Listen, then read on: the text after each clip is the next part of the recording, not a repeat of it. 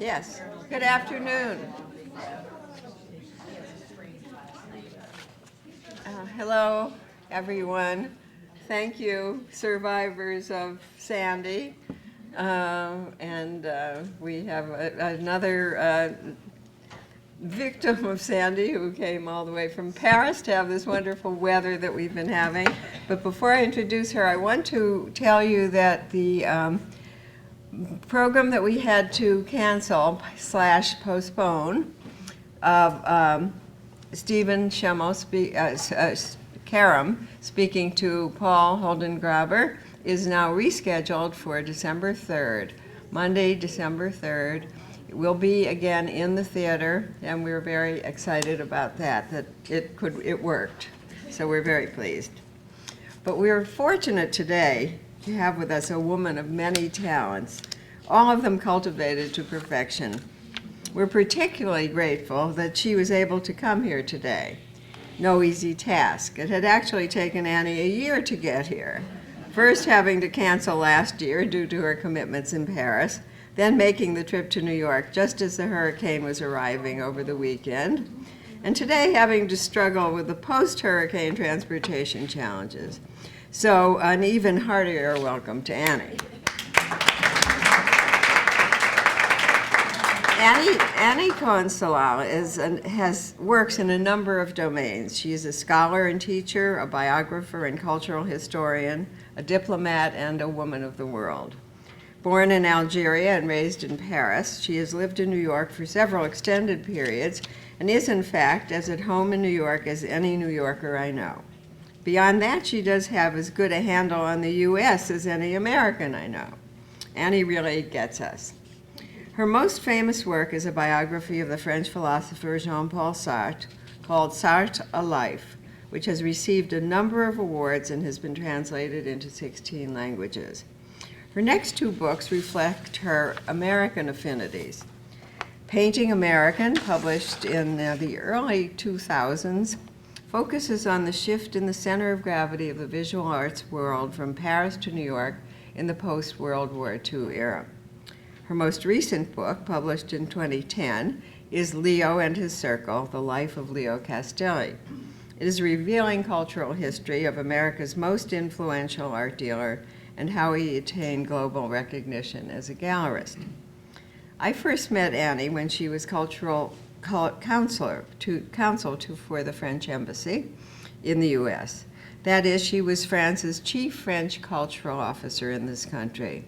She performed in that role with gusto and creativity, bringing about a deeper and broader understanding of French culture to America, while ensuring that the best of American culture found its way into France. She's recently finished a monograph on the American artist Mark Rothko for the Yale University Press. Please join me in welcoming Annie Cohen-Solal to the podium.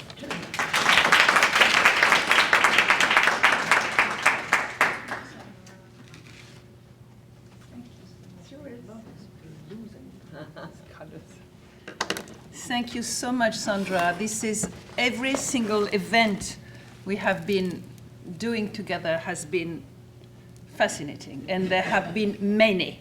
Because when I first met Sandra, it was my very first days in the United States. I knew almost nothing, and she explained me what the Pew Charitable Trust was about. And she explained me everything. She taught me the United States. And then I dragged her to Santa Fe, New Mexico, with a group of French cultural attachés. So basically, all I know about the United States comes from Sandra Myers. And I am, so if I make mistakes, it's also because of her, okay? So don't worry. Now, I want to say that I want you to greet my childhood friend, Martin, here, with this beautiful blonde lady who's coming from Princeton and who's a hero, because she drove me this morning from Princeton to Scranton. So without her, so she's been at my side every single time I lectured at Princeton and everywhere else, and she decided that she would be next to me to bring me to you. And I want to tell you that Scranton is a very famous city in France, because less than a week ago, there was a whole page about Scranton in the famous daily paper Le Monde. and describing the city of Scranton ready for the presidential election. So that's one of the reasons why I said to myself, I have to be there. I mean, you know, Hurricane Sandy is nothing. I survived the Algerian War. I will survive Hurricane Sandy. And believe me, last night at Port Authority, I was about to give up. That was crazy. Because there was a line of 200 people in front of the information. There's no gas. I mean, the city is, nobody can take the train, so it's really mad in New York. I mean, between New York City and New Jersey, that was quite an ordeal. Anyway, we're here. I'm delighted to see Maury as well.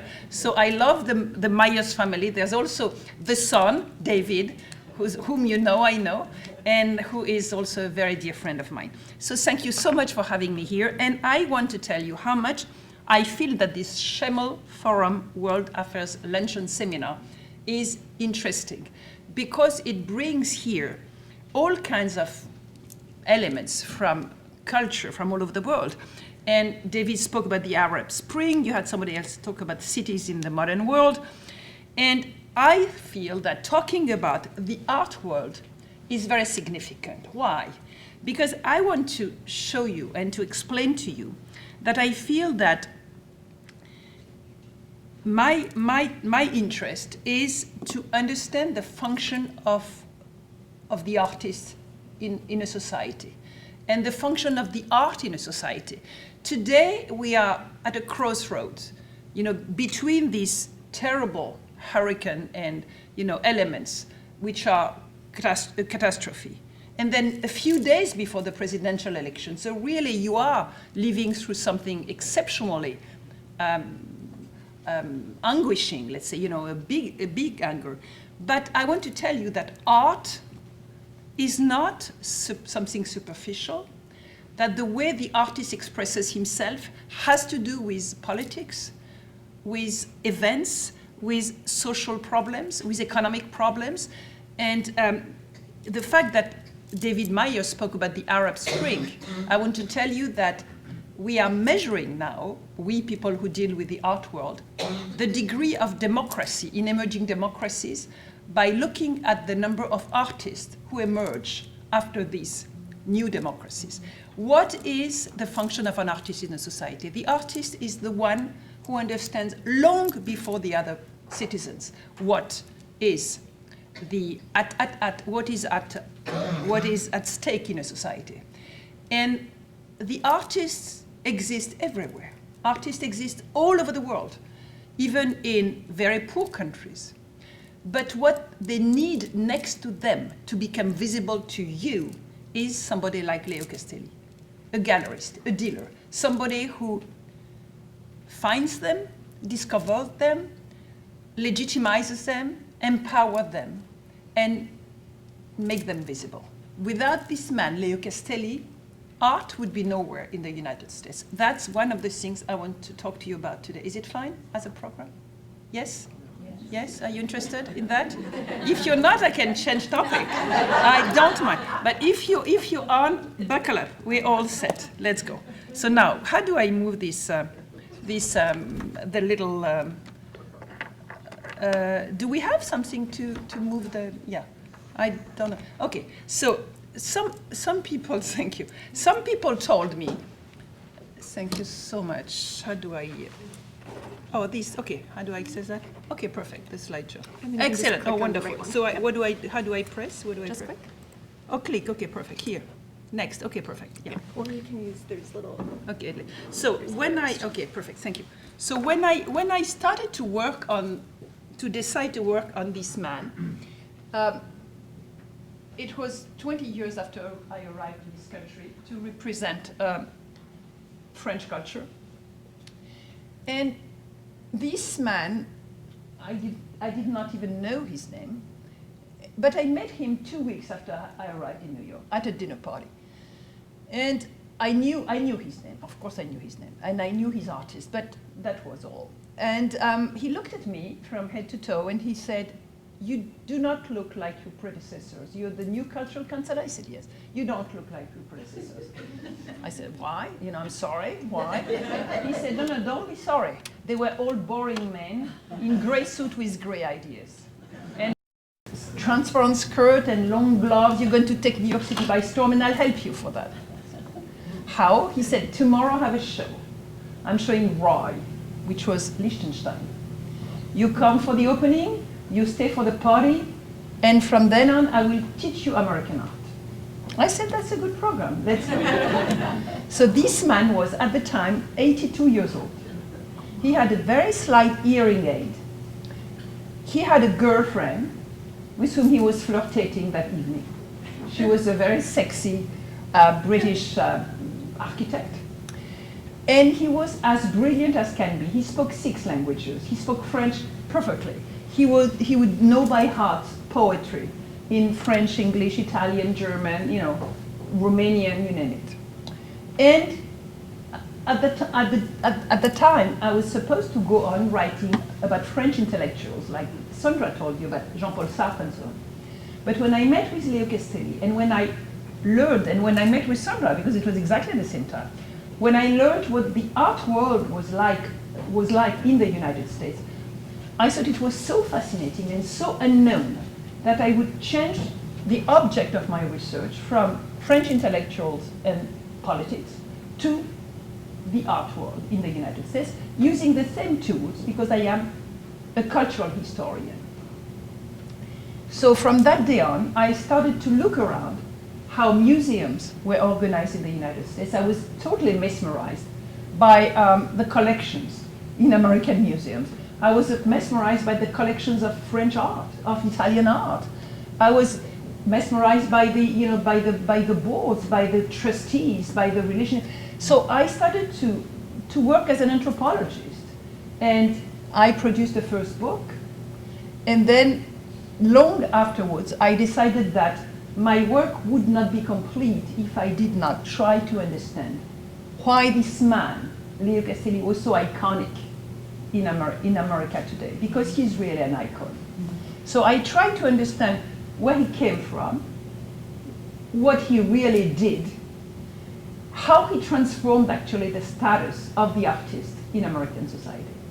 Because I do believe that in the United States, the artist has a status which is extremely different, had before Castelli, very different from the artist status in Europe. Why? Because in Europe, the artist had patrons, and the patrons were, at the Renaissance, the monarchies and the Catholic Church. But the people who were the pioneers and came to create the United States were leaving Europe precisely because of the Catholic Church and because of the French monarchies, because they were not democratic enough. So one Protestant priest who was here in the United States said one day in the 19th century, the Venetian Republic had artists for the princes and artists for the priests, but had no artists for the people. And basically it is because of this reason that the artist was not really working for the public at large, but just for these minorities, which were basically outrageously rich, and that the pioneers who founded the United States rejected the artist for a long time. In this country, as you know, for religious reasons, for ethical reasons, the artist was not considered for a long time as a useful citizen. It's a country which worshipped the businessman, worshipped the pioneer, but for long, the artist was not worshipped in this country. And the artists were really resenting that the status was so low. So they went by hundreds, by thousands at the end of the 19th century, they went to Europe, they went to Paris, where they felt that it was the center of the art world, where they felt that they could be empowered, they could feel good about themselves. So they went to study in the schools, they went to meet with the masters, they went to look at the museums, and then they came back to the United States. And it took many decades before collections were created at the end of the 19th century, before institutions were created, And then when they were created in this country, they were created extremely fast with a lot of money by waves. And little by little, not only the United States went over the gap that it had towards Europe, but it went ahead of Europe. And it's after World War II, when Leo Castelli arrived in this country, that the United States became the very center of the art world. And Leo Castelli helped the market of American art emerge. So I will start to, oops, I do the here. So I have to press this, yeah. Oops. Ah. So there's next. Yeah, okay, here. Okay, sorry. So this is a portrait of Leo Castelli by a very famous American photographer called Robert Mapplethorpe, you know, who's been banned by NEA because he did, you know that, right? Okay. And so this is a portrait of Castelli. And here one day, he was in the city, he was born in a city called Trieste in Italy. And one day they had a show for him with portraits of him. And somebody had printed this portrait on a big screen, which was like a curtain. And he came for the opening through the screen, through himself, his own photo. And I found that picture very telling, very beautiful. So because Castelli was really somebody who was extremely gregarious, extremely cheerful, extremely social, he spoke a lot, he spoke very nicely, but he never said anything. I don't know if you get it. You know, he was talking about himself, saying always the same stories, mechanically, but you had the feeling that deep down you did not know who he was. You understand? So I like this picture a lot, so because the question is, who is the little Leo Castelli behind the curtain, behind the myth? So he created a myth of himself. But in fact, my question in the book was, but who is the real Leo Castelli behind this veil he produced about himself? So these are the people about whom I worked, the people with whom I have been always involved. Paul Nizan, I wrote my first Ph.D. on. Jean-Paul Sartre, I wrote the book that Sandra told you about. Levi-Strauss was this very famous anthropologist who was the first cultural counselor in the United States whom I interviewed. And Camus, of course, is this great writer from my home country, Algeria, about whom I worked a lot. Now, this is Castelli. Just before he embarks in the United States, he had a gallery that in this famous neighborhood. Do you know what that is? Have you ever seen this thing? It's in Paris. It's called Place Vendôme. Place Vendôme. Place Vendôme is where the Ritz Hotel is. It's one of the most extraordinary, scenery of Paris, and that's where he had a gallery, which opened in August 1939. So the location was gorgeous, but the date was not exactly, as you know. So he opened his gallery on that date, and immediately, so that was the invitation for the opening. You see here, René Drouin, that was his partner, and Leo Castelli, you see it written here, would like you to have the honor of attending the opening of their gallery, which would take place, 5th of July, 1939.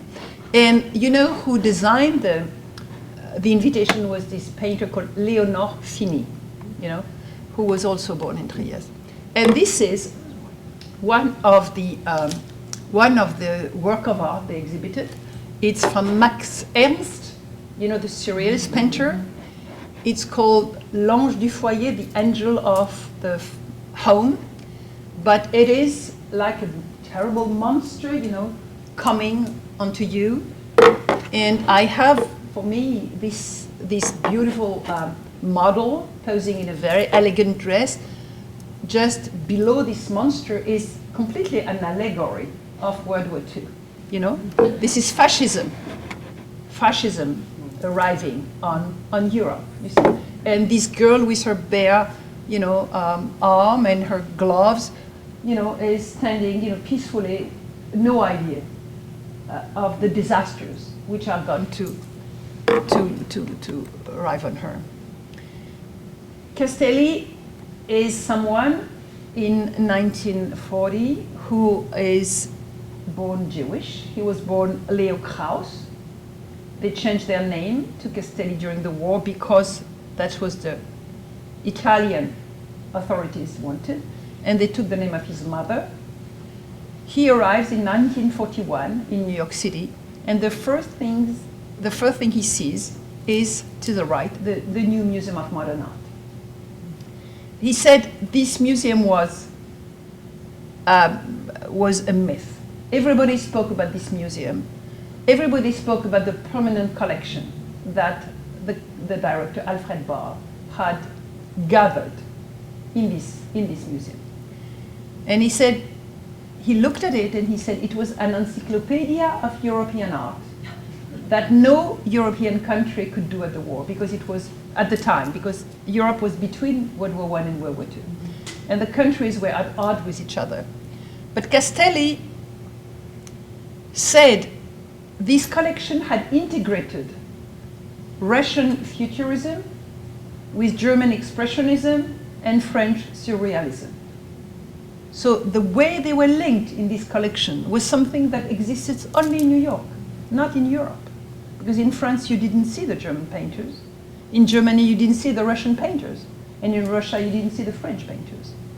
So only New York had achieved this intertwining, this weaving of cultures that Europe was made of, but Europe was not able to display them together because it was in limbo.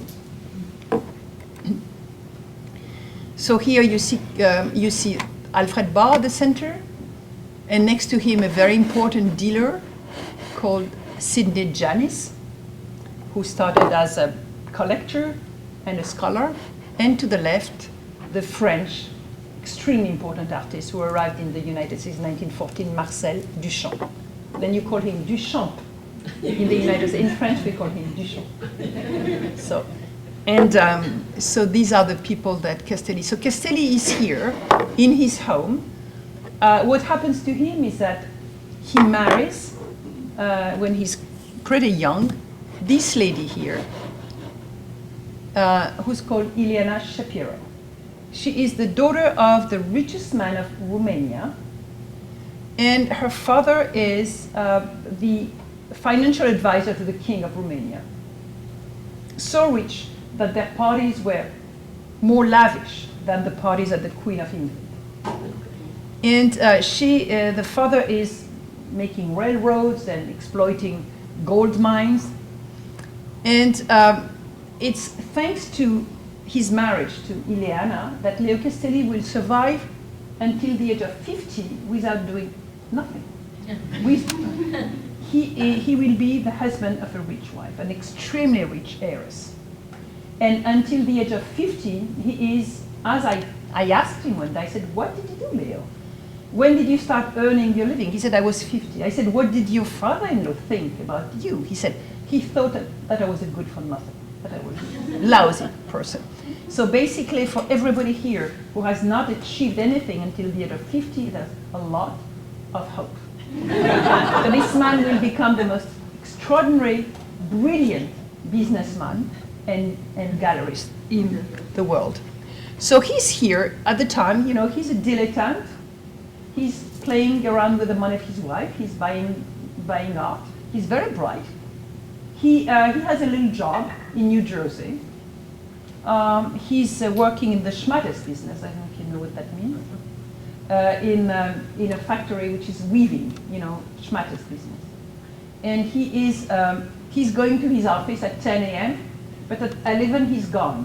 Where is he? At the Museum of Modern Art, just to look at the collection that Alfred Barr has put together. So basically, Leo Castelli, without any training in the art world, will learn about the art of Europe, not in Europe, because he fled it and Europe is in limbos, but in New York, in this collection. And that's a very important point. We'll see why later on. So he starts working with Sidney Janis here that we saw earlier on. This is Leo Castelli as a playboy in Venice in 1960.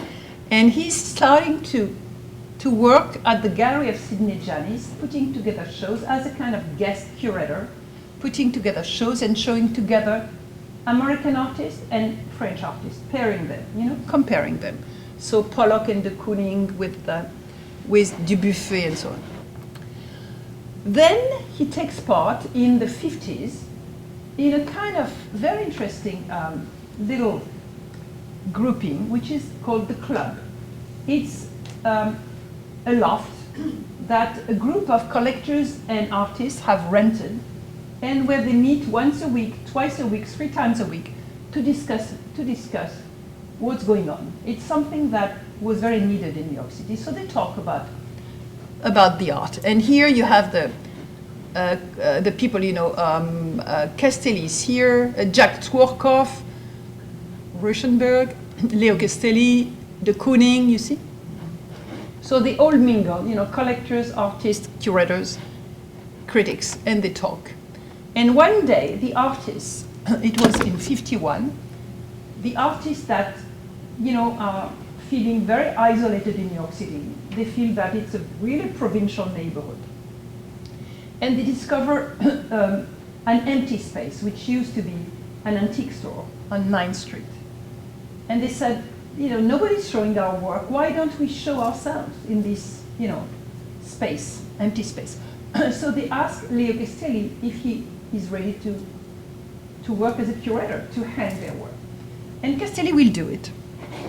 He will, you know, he will hang the artists we know more about. The Kooning, as you see, Lee Krasner, Stamos, and so on and so forth. You know, the Cavallon, Pollock is here, Marcarelli, Jackson Pollock, Ed Reinhardt. So, and the show takes place on the 21st of May. Before that time, Castelli was, as I told you, going to the Museum of Modern Art every day with one fascination, Alfred Barr. He thought that this man was brilliant, that the collection was brilliant, and Castelli didn't even dare introducing himself to Alfred Barr. He just, you know, offered a drawing, a Gorky drawing to the Modern, but Alfred Barr didn't even come to thank him. He just sent somebody else. So Castelli was in awe with Alfred Barr, but had never been able to meet with him. Alfred Barr was really the, you know, the hero for him, who had put together these European artists. But when Castelli organized this show on 9th Street, the whole crowd comes over. This is the show. You see, even the Pollock here is hung upside down. You know, it's really ugly, but it's a way of, you know, of existing. These artists that, as I told you, artists can be invisible, you know. Nobody was looking at. But, sorry, previous. So Castelli has a surprise to see that here, here, at his show, a whole crowd comes from uptown, because it was really very segregated, you know, uptown, you know, the East Side and below 14th Street, it was really the artists living in cold water, only loft and so on. But that day, a big crowd came from the north, and among the people was Alfred Barr. So that's the first time that Castelli met him. And even Alfred Barr asked him to get more information about some of those artists. And Castelli, this is his handwriting, wrote their names for Alfred Barr. What does it mean? It means that there's the beginning of a very interesting relationship. Castelli learned about European art through Alfred Barr.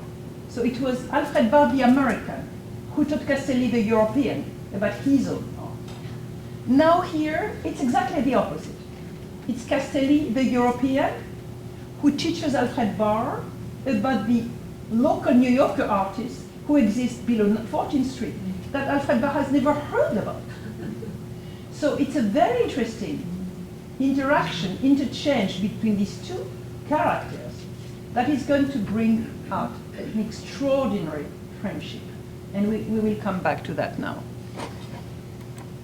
So this is a show.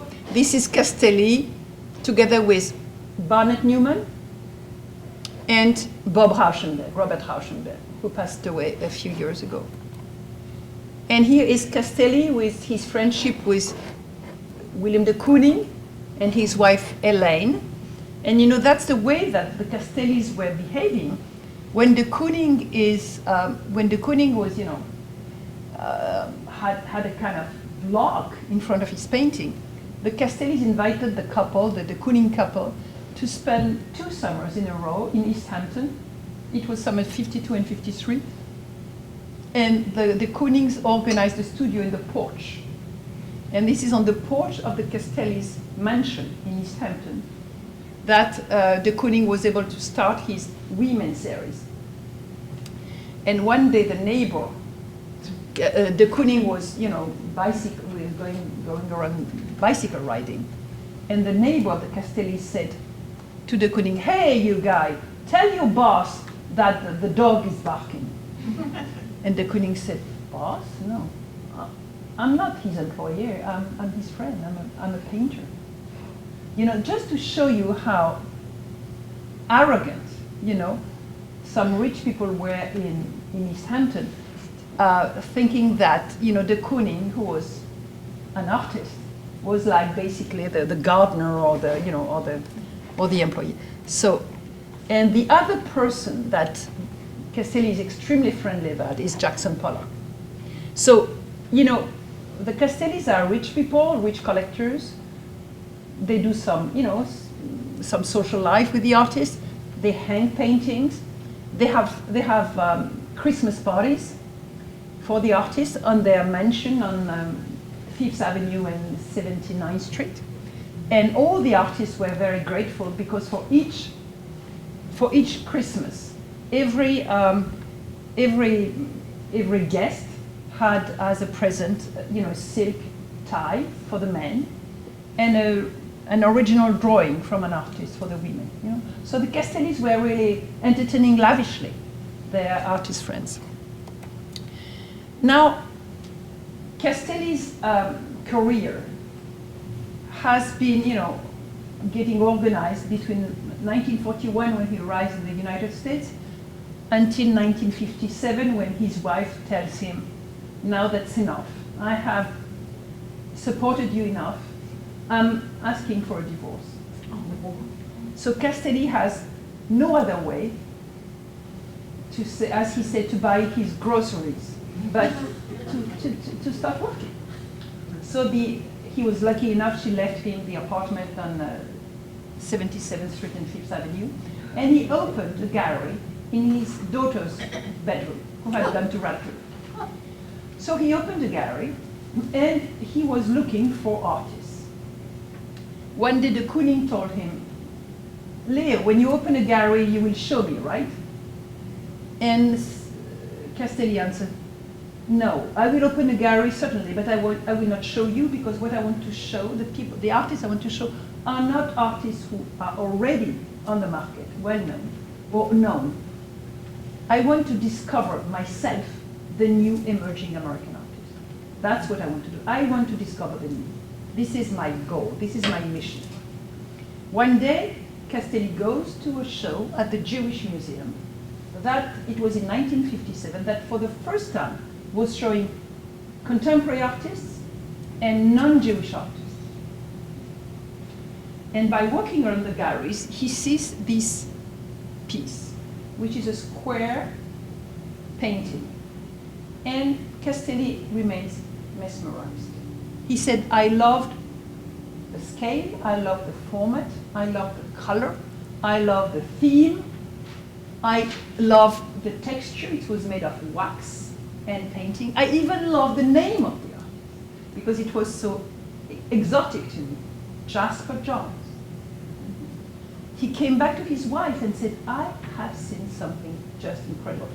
That something that Castelli will always call his epiphany, his first epiphany.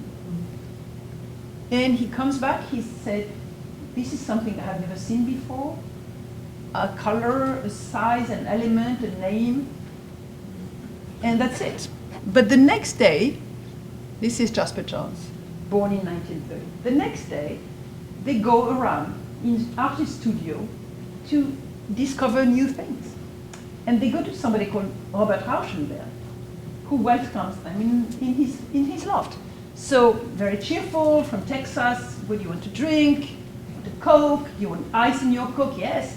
Well, wait a minute. I'm going to pick up the ice which is in the fridge of my downstairs neighbor, Jasper Johns. Castelli says, wait a minute, Jasper Johns? May I come with you?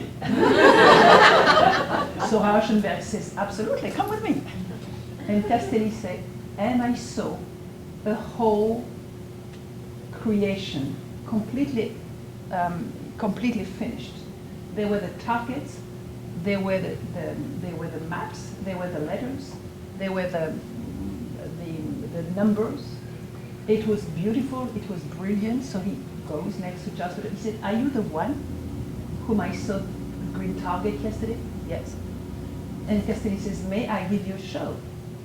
And basically, Jasper Johns had arrived in town 5 years earlier. He was working in a bookstore. And he said, I was working, and Rauschenberg was looking at my work. I was looking at his work. We were working for each other. Nobody looked at our things. When we were invited to galleries, they were falling asleep before we could show our works. It was a disaster. So when Castelli says, can I show you? Jasper said, absolutely, yes. And Castelli says, thank you very much. He drops the Coke, the ice, and he goes. So a few months later, Castelli has his Jasper Johns show, February 1957, which is an absolute success, because he gets the cover of Art News, which is run at the time by Tom Hess with a target. And Alfred Barr, his new good friend, arrives for the opening and buys 4 paintings for the collection of the Museum of Modern Art, which is totally unseen, unheard of. Then Castelli has the brilliant idea, and that's why this man is a genius. And I don't use this word often, because in the United States, as I told you, the tradition in the art world is totally different from the one in Europe. In France, we have had salons, we have had writers describing the works of the painters. We have had Baudelaire fighting for Delacroix, and we have had Zola fighting for Cézanne. So the work of the painter is supported by the work of the writer. And without a writer to describe in magazines or newspapers what the artist is about, the artist has no visibility. What did Castelli do to get Jasper Johns' work to become visible and supported? He selected the first critic to write about him as a first critic, somebody called Leo Steinberg. Leo Steinberg passed away 2 years ago. He was an extraordinary man, born in Russia, the son of the Minister of Law of Lenin. He spoke 5 languages, and he was the expert on Leonardo da Vinci and Michelangelo that he was teaching at Columbia. So the expert on the Renaissance geniuses is being asked to write about this young kid from South Carolina called Jasper Johns. This is, I think, absolutely genius. So by asking the one who discovers the marvels of the Sixtine Chapel to write about that boy, it gives Jasper Johns an incredible visibility. So this is just to tell you in short the artists that Castelli will show within the few decades of his career, one after the other one. Jasper Johns, Robert Rauschenberg, Frank Stella, Cy Twombly, that he's going to discover. Lee Bonteque, Roy Lichtenstein, John Chamberlain, Andy Warhol, Jim Rosenquist, Donald Judd, Christo, Bob Morris, Joseph Cassous, Dan Flavin, Keith Saunier, Richard Serra, Richard Archroger, Ed Ruscha, Klaes Oldenburg, Lawrence Weiner, Ellsworth Kelly, Kenneth Noland, James Turrell, Julian Schnabel, David Saleh, to name but a few. And here is Leo Steinberg, I told you about, who passed away in 2011, and who was this extraordinary, academic critic who wrote about Jasper John. Another one who was called to write about Castelli's artists was Bob Rosenblum, professor at NYU. And also a very interesting, and at the time a very interesting new relationship was created between critics, writers, and artists. And here you see this phenomenal writer, poet, Frank O'Hara, who arrived in New York, was working at the Modern, was a poet, and was very friendly with Larry Rivers, for example. Even Jean-Paul Sartre was asked in his magazine, The Temps Moderne. There were excellent reviews of pop art that Castelli worked to get. So basically, Castelli, in his little gallery of 4 East 77th Street, completely transformed the ecology of the art world. Not only in New York City, not only in the United States, not only in Europe, but in the whole world. That's why I want to describe him to you as the first global gallerist. Castelli will create, for the first time, very strong relationships between private galleries and big institutions. So his first partner is Alfred Barr at the Modern. His second one will be Alan Salomon, a professor of art history, chair of the department at Cornell University, who then becomes director of the Jewish Museum and will do many shows of Jewish artists and pop artists. Then Henry Gelsaler, the son of a diamond dealer from Antwerp in Belgium, will become the curator of contemporary art at the Metropolitan Museum, and he will do wonderful shows. So that's another one which Castelli is going to create. So another museum institution, the Metropolitan. At the Whitney Museum, he will have strong relationship with Tom Armstrong. And then when Alfred Barr dies, his best relationship at the Modern is Kirk Varnedoe, that passed away too soon from terrible cancer. So Castelli not only creates relationship with big institutions, but he also creates relationship with big personalities. That guy you know, and the date of this event is the 4th of June, 1963. You know, no, the 14th of June. You know what the 14th of June is for? Flags Day. And you know what he's giving President Kennedy for Flags Day? Look what he has in his hands. It's a Jasper Johns flag. So Castelli decided that nothing was good enough for President Kennedy. So he took one of Jasper Johns' flags from his own collection and decided to give it as President Kennedy. And Jasper John asked him, but why did he do that? Castelli said, because I wanted him and the First Lady to come to my opening. So you see that Castelli was very careful about, the target people he would select around him to create this network. Because what I think is that the artist exists in the society, but without this network of what I call the dynamic agents around him, he cannot go anywhere. And that's what Castelli was brilliant about, creating these networks. So then the biggest event he ever put together, and especially that completely changed the status of the American artist, was the Venice Biennial 1964. Just a few months after the assassination of President Kennedy. Castelli managed to have, as a curator of the American Pavilion in 1964, 1964, his best friend, Alan Solomon, that we saw earlier, who was the director of the Jewish Museum. So basically, he organizes to put in good position, his own body. So the curator is Alan Solomon, his best friend. And here the works of art. There's more than 100 works of art coming from New York by military plane. So they're here arriving in Trieste to go into the Venice Biennial. Then these works of art are transported by foot to the place, and then they're transported by boat.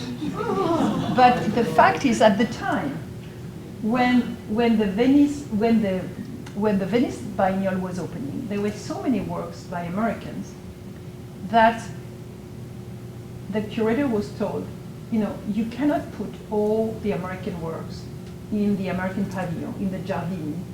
You have to use another space. So they used as another space the American consulate outside the Giardini. Then the jury voted, and the jury said we would vote for the first time to elect an American as, the golden lion of the biennial, Bob Rauschenberg. But the problem is that his works are outside the Giardini. So Leo Castelli said, no problem, we'll move them to the Giardini. So during the night, Castelli and Salomon bring by boat the works by Bob Rauschenberg into the Giardini, and Rauschenberg here wins for the first time the Golden Lion. It's the first time that an American artist has ever been, celebrated as the best artist in the world, thanks to Castelli. This is his friend, Alan Solomon. This is here Rauschenberg, who's 30 years old at the time. This is Ileana Zonabend, Castelli's ex-wife, who's also very active because Castelli never lets anything drop. The ex-wife is part of the team, and also the second husband of the ex-wife is also part of the team. Here, Rauschenberg gets the award, and here, I love this photo. Rauschenberg and Jasper and Leo Castelli, dressed with fur coats as mafiosi, are going to the inauguration of President Carter at the White House. Much later on, but I think they look wonderful here. The whole event of the Bob Rauschenberg celebration and victory has been prepared by Castelli's first wife, Ileana, who then becomes Ileana Zonabend because she marries Michael Zonabend, and she has a gallery in Paris at the time. And from Paris, she launches a huge campaign of promotion all over Europe with the names of the artists, because she's the one who promotes the artist from her ex-husband. And this is the way she promotes Rauschenberg. It's something completely brand new in the art world. These are her posters. I think they're wonderful. 1963, 1964. Klaus Oldenburg, Jasper Johns, Andy Warhol, the flowers, Roy Lichtenstein. You see the weight, like a... So here we have Leo Castelli between his ex-wife and the second husband of his ex-wife, Michael Zonabend, who's a wonderful man born in Buffalo, New York, a scholar of Dante, who was penniless, and he married this very rich lady, and he died at the age of 102, and they ran together the gallery, and she became the most extraordinary gallerist, much more daring than Leo Castelli, even on the same building in Soho later on. This is, the little notebook of Castelli. He was working with very few tools, and that's a notebook he had in this year about when he did the Venice Biennial. So here is Jasper Johns, Rauschenberg with the exclamation point, and so on. Now, over the years, once Castelli has succeeded in putting the American artist on the map, he's going to start developing his galleries, his empire. First gallery is number 1 here, 4 East 77th Street. Second gallery, he'll do it in the end of the 60s in Harlem, because the artists bring very big scales. And Castelli was the kind of person, the kind of gallerist who was worshipping the artist. Somebody said, when Frank Stella brought huge formats, many gallerists would have said, Frank, you should cut your painting in two. But Leo Castelli said, Frank, I would destroy my door, but I want your painting to come into this place. This is the kind of man he was. He was completely in awe with artists, the same way that the Renaissance patrons were in awe with their artists, that, you know, Lorenzo de' Medici was in awe with Raphael. You know, that's exactly the way. Castelli was not living in his head, he was living in Renaissance Italy, not in New York either. Then the third gallery he opens is Castelli Graphics, because he decides that people with smaller budgets should have access to art, so he publishes prints and sells prints or photos. And then he opens in 1973, he starts discovering this new area below 14th Street, below Houston Street, which is Soho. Castelli will launch Soho as Sartre will launch Saint-Germain-des-Prés with existentialism. Castelli will become the organic intellectual of the location called Soho. Soho is going to become the Mecca of the art world. And people would spend their Saturdays visiting galleries. They wanted to start with Castelli because, or maybe end with Castelli, because they knew that once they were at Castelli's, they couldn't leave. It was so entertaining. And then he opened many more spaces, you see, in New York. These are Leo's spaces. This is 4 East 77th Street in a little townhouse with this little staircase and his very famous dog called Patty, that everybody knew, the Dalmatian dog. This is the daughter of his daughter, the bedroom of his daughter, with the first Jasper Johns show. You know, it's a simple bedroom. These are the two pieces that Alfred Barr bought for the mother. This is Castelli with the artist Keith Saunier, who started to do videos. And Keith Saunier told me one day, he said, Leo was extraordinary, because one day I brought him some videos in Harlem. And Leo said, Keith, they are wonderful, but what do I sell? Do I sell the tape? Do I sell the camera? Do I sell the television? What do I sell? So, you know, he was already in his 70s. And he was supporting artists who were producing videos. He did not have any idea how you sold the video, but he would go with them, you know, because the only thing he was doing was supporting the artist. This is his second wife, who was running Castelli Graphics with the famous dog. And this is the first wife, Ileana, here in Soho, because Castelli had a gallery on the second floor and she had a gallery on the third floor. So Castelli for 5 years was shuttling between Upper East Side and Soho, showing graphics with his second wife, and showing, more bigger formats with his ex-wife. So he was shuttling between two locations in New York, two wives, many kinds of artists, and everybody was happy. I think not really the second wife, but that's another story. This is the kind of relationship Castelli had with his artists. This is him with Jim Rosenquist, you know, like dancing with the artist, with joy. You know, it was. And this is Castelli with somebody that has become the most powerful gallerist in the world today, Larry Gagosian, who has now more than 17 galleries all over the world, who has a total empire, and who had a gallery together with Leo on Worcester Street. Now, how Castelli managed to promote his artists, he invented the concept of satellite galleries. And these satellite galleries were usually run by people who had been at first collectors. For example, here in St. Louis, Missouri, a very rich young man who was an extraordinary promoter, Joe Hellman, started to be mesmerized by pop art, came to New York to buy, decided to support Castelli's gallery, and was so taken by Castelli's personality that he wanted to become like him, and he decided to become a dealer as well. So he opened a gallery in St. Louis, Missouri. So most of the people who opened their galleries were collectors who had been so fascinated by Castelli's personality and Castelli's, group of artists that they wanted to help him promote them all over the country.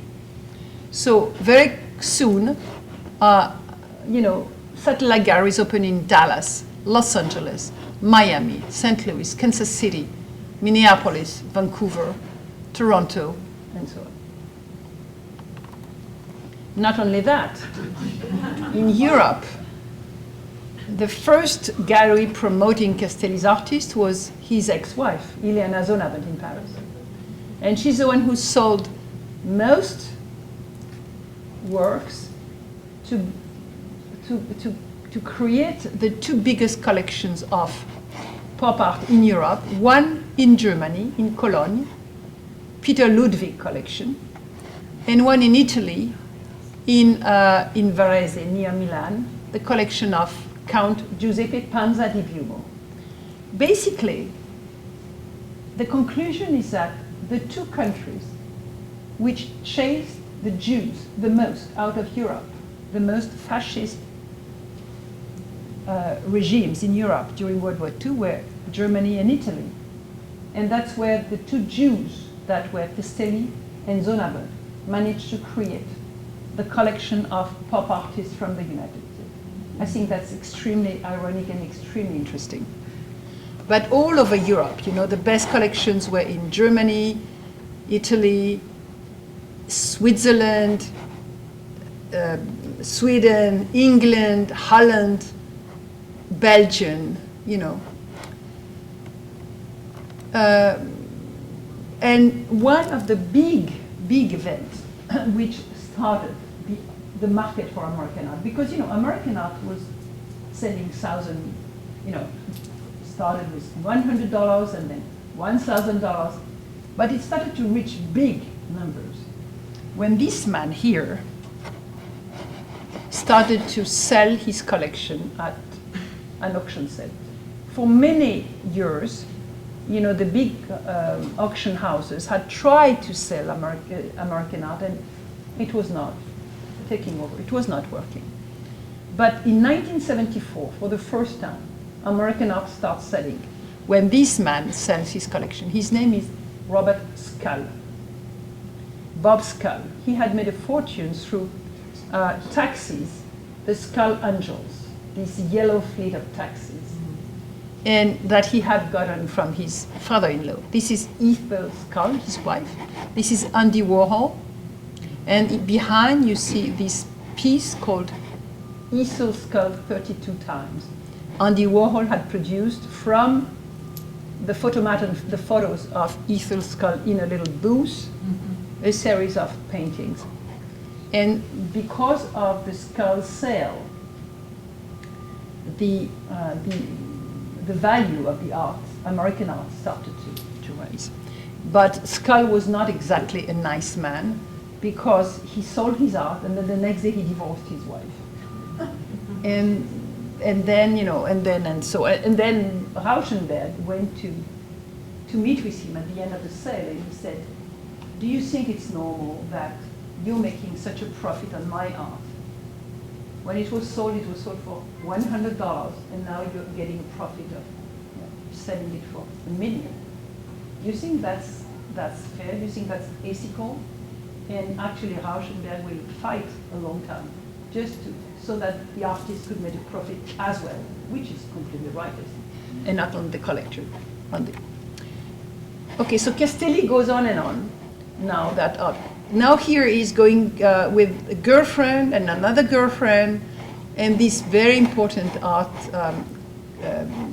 curator. Now he's called Jeffrey Deitch, who's now at the museum in Los Angeles, working with Eli Broad. Castelli is also meeting with his partners. This is the artist Joseph Kossuth and the gallerist Gian Enzo Sperone, the one who had the gallery in Milan and sold a lot to this man Panza di Piumo. But I want to tell you what here Gian Enzo Sperone was saying about Leo.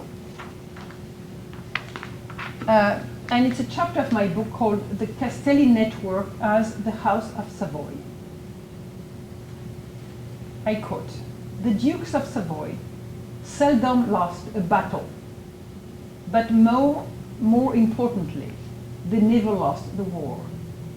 They would send their armies not to stop the war, but to collect the spoils.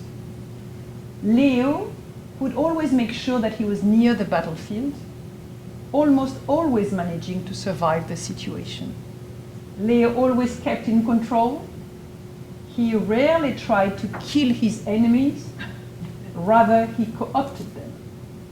And that was brilliant with this man. He behaved like a diplomat, not confronting the enemy, not killing the enemy, co-opting the enemy.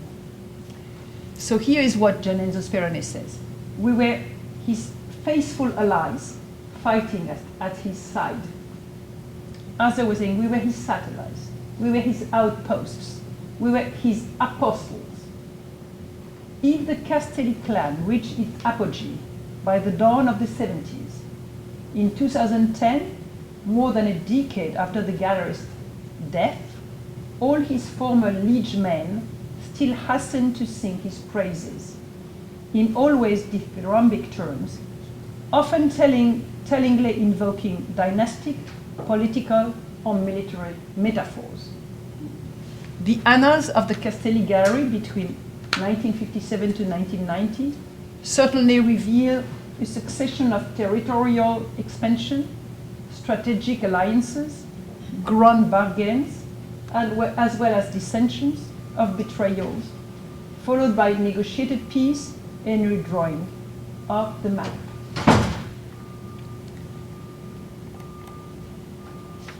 So here is Castelli with another friend called Tony Shafrazi and Keith Haring, the man. Here is Gian Enzo Sperone, who's saying,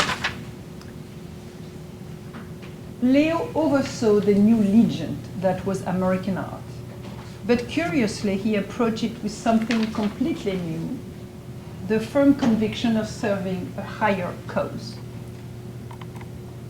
These are, the big dealers of the past. This is Joseph Duveen, this is Ambroise Vollard. And Castelli would say something very interesting. Castelli would say, "Why should anyone want to buy a Cézanne for $800,000? Sorry. What is a little Cézanne? What is a house in the middle of a landscape? Why should it have value? Because it is a myth. We make myth about politics, we make myth about everything. My responsibility as a gallerist is the myth-making of myth-making material, which handled properly and imaginatively is the job of the dealer, and I have to go at it completely." And then I say, while Castelli was quite ready to admit that he first invented himself as a creator before inventing the mythology of what he created, there is no denying that underlying his success at promoting his artist and his work, his uncanny maestria was an extremely sophisticated understanding of an economic and symbolic system. So the man was a genius in business, in fact, without seeming to be so. So here he's with his first colleague, Ivan Kapp, who was a guy coming from Brooklyn who passed away recently. This is Jasper John, smoking. Here is one of the artists he showed in Paris, Salvador Dali, you know, elegantly showing the work of art with his stick here in his apartment with a Marilyn Monroe by Andy Warhol in the back. So Castelli was really operating as a diplomat. Here it's one of his best collectors. I told you about him recently.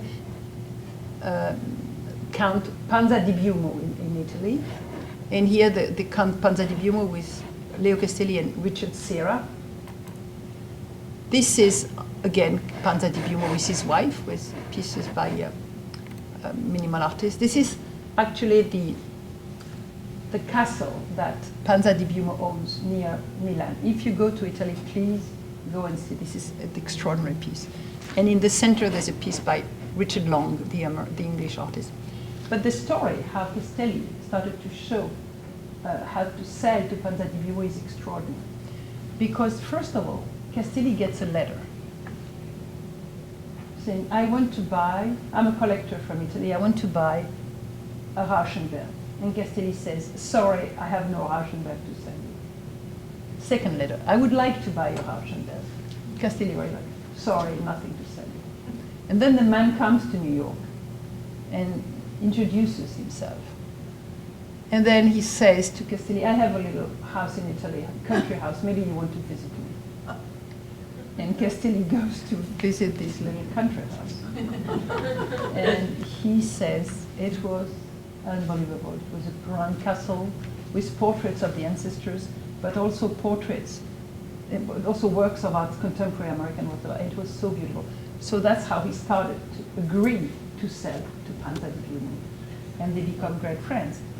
What also is very interesting, the strategies of Castelli as the dealer, is that he decided that the one who would decide who would buy his artist was not the collector, it was him. So Castelli would remain always in charge of the art.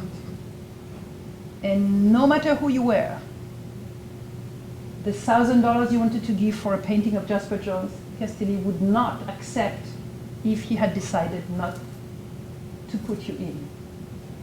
So Castelli had a very sophisticated strategy, which basically increased the value of the artist. And this strategy was called the waiting list. He would put you on the waiting list. And one of the most famous collectors of this country is called Cy Newhouse, you know, who was owning Sotheby's. And the first time Cy Newhouse wanted to buy a Tennyson piece by Jasper Johns, Castelli told him, no way, I'll put you on the waiting list. So it took a few years before Castelli agreed to sell to Cy Newhouse, because he said, I need my collectors to be educated. I want to educate them. My work is a mission. I want to educate the American public to worship American art. And that gave enormous prestige to his artists. And of course, collectors kept pouring in. You know, this is what Castelli wrote to Panza when Panza wanted first to buy Rauschenberg. He wrote, there are certain things you do not understand. Rauschenberg does not produce manufactured canvases. Rather, each of his pieces is an invention. There are approximately 15 a year, and his work is well thought of.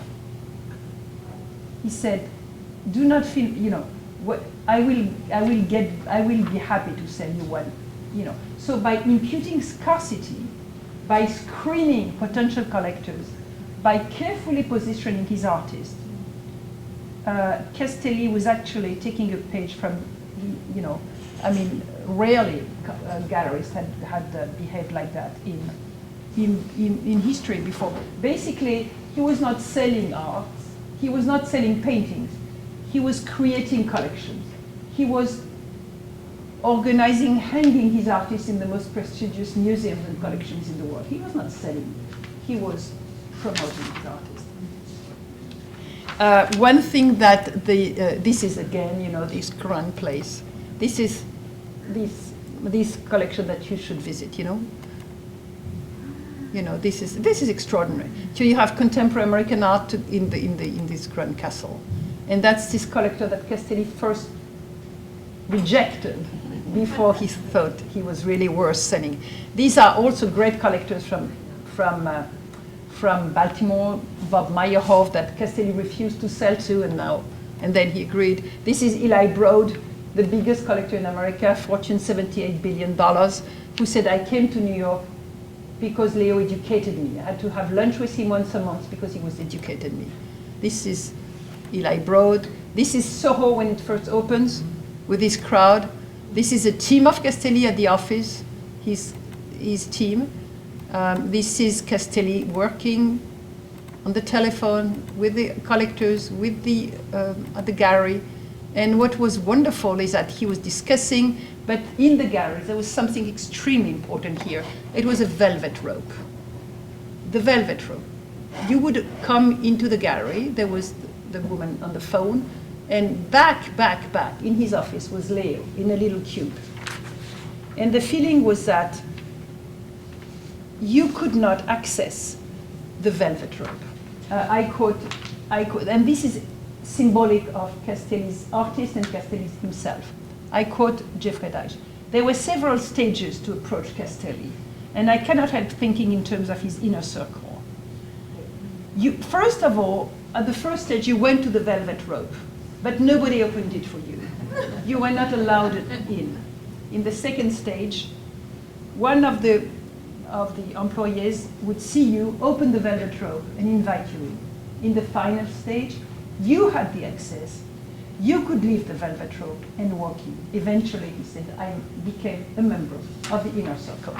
So this is the way Castelli, so this is, Castelli with Gagosian and Jasper Johns, Castelli with a young dealer, Mary Boone, Castelli with his staff, Castelli with his artists, Castelli in Trieste when he was a young man here at the age of 20, always at the center of a circle. Castelli's map, born here, traveling from Trieste to Bucharest where he meets his wife, to Paris, then to the United States. Rauschenberg when he discovers Castelli.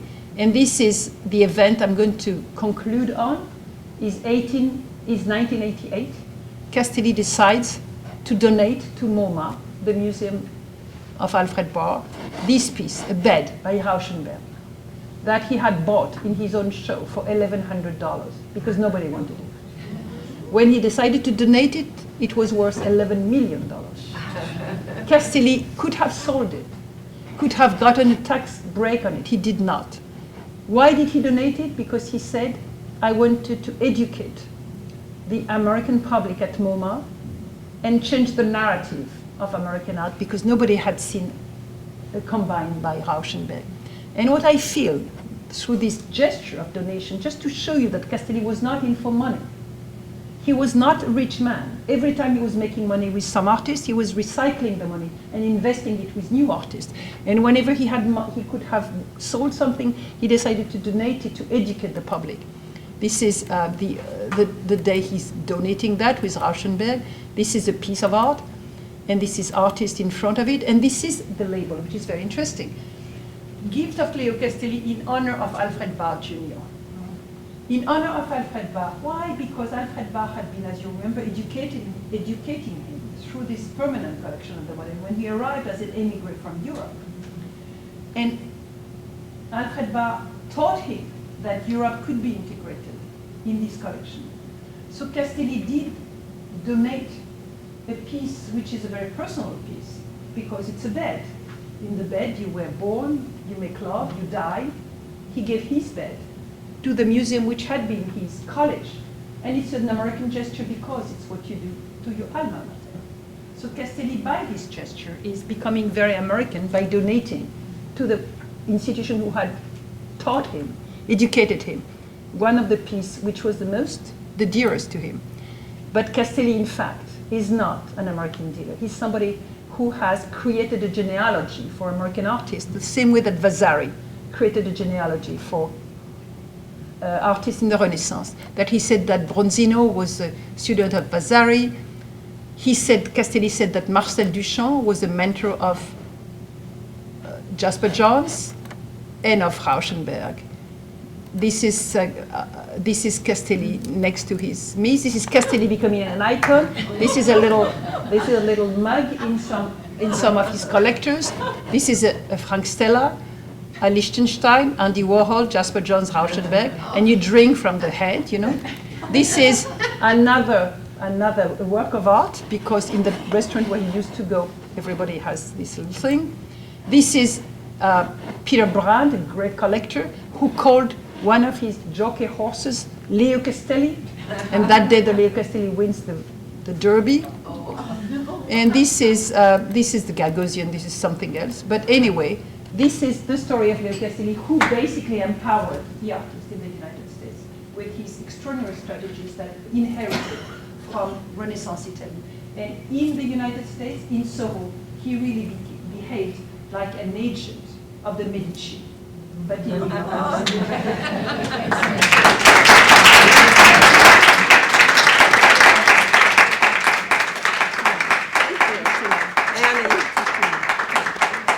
Thank you so much.